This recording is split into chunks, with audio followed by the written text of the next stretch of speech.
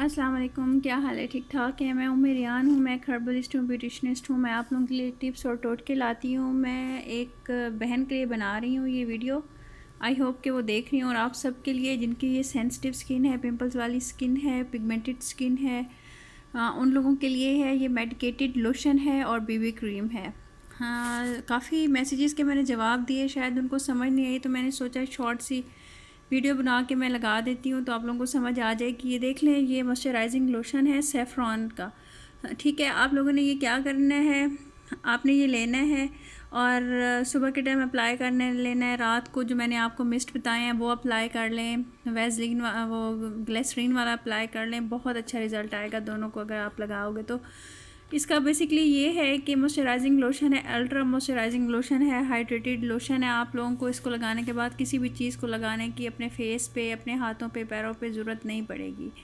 ठीक है, एक तो ये बात। दूसरी बात ये कि ये मेडिकेटेड है, जिन लोगों के पिंपल्स हैं उनके लिए भी ये बहुत अच्छा है और स्किन को हील करता है, ड्राई स्किन को, और रिपेयर करता है। इसके अंदर वाइटनिंग एजेंट है जो आपकी स्किन को ब्राइटन भी करता है।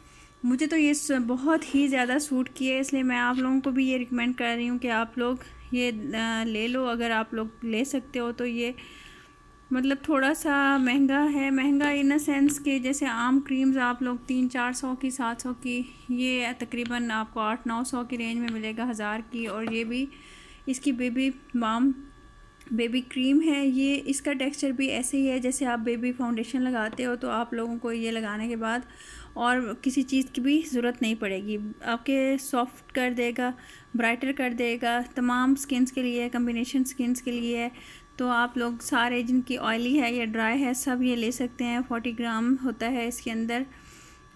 तो मुझे तो ये बहुत सूट की है और इसलिए मैं आप लोगों को भी रिकमेंड कर रही हूँ कि आप लोग भी ये यूज़ करो। मेडिकेटेड है और अपनी स्किन को अच्छी अच्छी चीज़ें लगाओ ताकि आपको उसके ऊपर मज़ीद पैसे लगाने की ज़रूरत ना पड़े और वो ठीक रहे। ठीक है, ये जो सिस्टर कह रही थी कि मैं नहीं ले सकती, बना सकती चीज़ें, तो आप मुझे मेडिकेटेड बताओ मॉइस्चराइजिंग लोशन और बेबी क्रीम, उनके लिए है ये। आप देख लो, या तो आप मेरी होम रेमेडीज़ देख लो, उसके अंदर भी फेस ब्राइटन स्मूथर करने की बहुत सारी एसेंस हैं, मिस्ट हैं, चीज़ें हैं, वो लगा लो।